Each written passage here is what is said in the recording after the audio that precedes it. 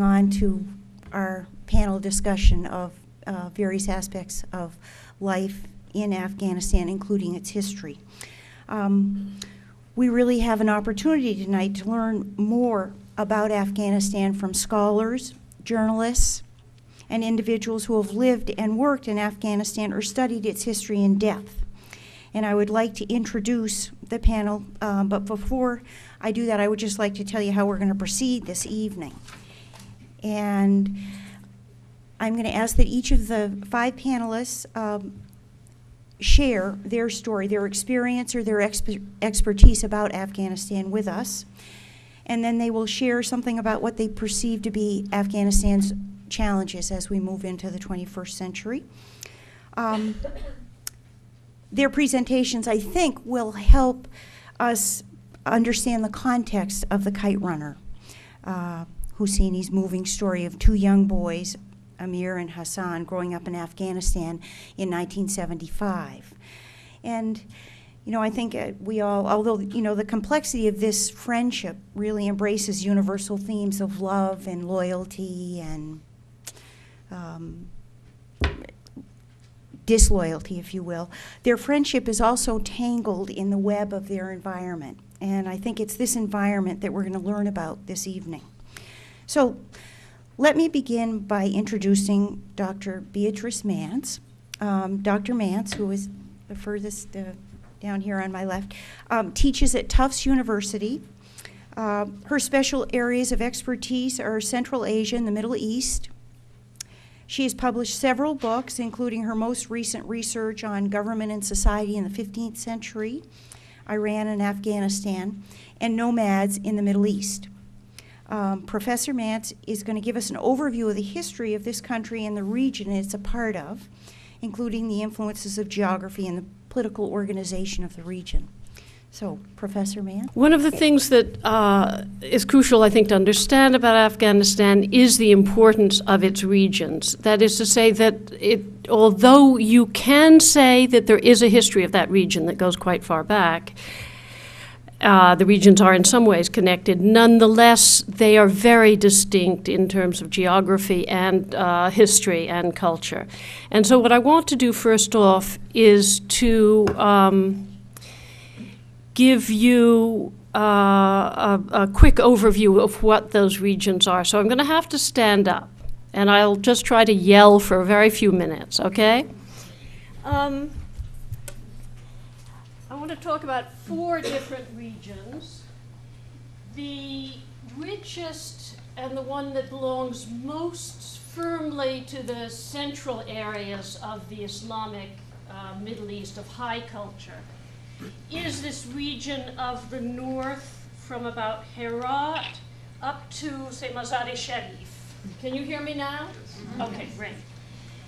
This is primarily plain, good agricultural land, quite a breadbasket historically. The major population is settled and is traditionally Persian speaking. This is a city that has a couple of major cities. Herat is a very old and very important city, and the region, the Mazar-e-Sharif, is sort of what is left again of another very important city. Down south here around Kandahar, you have another agricultural, primarily settled region. Very good agriculture on the Helmand River.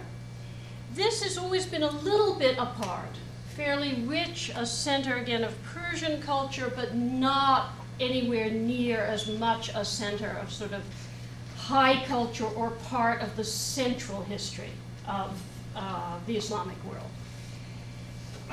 Much of the rest of Afghanistan is quite mountainous. You have the Hindu Kush meeting the Badakhshan region up into the Pamirs up here. Most of the mountains have been inaccessible, largely to armies. They tend to have semi-sedentary populations, villages, a lot of livestock. Maybe you move up and down the mountains with your livestock for part of the year. In the lower parts, you would have regular pastoral nomads. These areas have traditionally been rather less part of high culture, but they are excellent sources of soldiers. And this is one of the ways they've always fit in. There's another region right around in here near Kabul and Ghazni, which is quite near, which again will support pretty good agriculture. And so often you've had government centers around in here. One of the aspects that's important to recognize about most of these mountain cultures is a very strong tribalism. And you read about this, I think, in a great deal of the literature about Afghanistan. Very strong, particularly in the Pashtun population, which is centered originally in more or less in this region and then has spread out since then.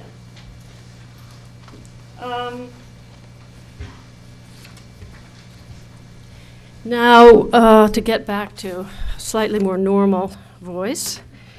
The other thing that I want to talk about here is one other region I forgot to mention, and that's important for the kite runner, is the region of the Hazaras, the Hazarajat. Right in here, these aren't the very highest mountains, but they are rather inaccessible. If you look at any map of Afghanistan, you will see the roads go here and the roads go around like that. So it's just the passes, the way the valleys are configured keep people out of the Hazara region.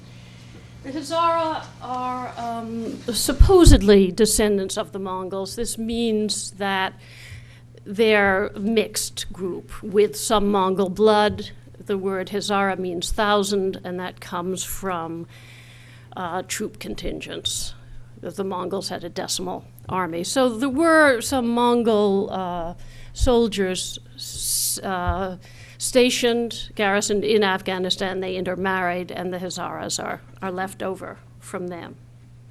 They tend to be Persian-speaking, but Shiite, which distinguishes them from most, but not all of the rest of the Afghan population. By the 19th century, they had been conquered by the kingdom in Kabul.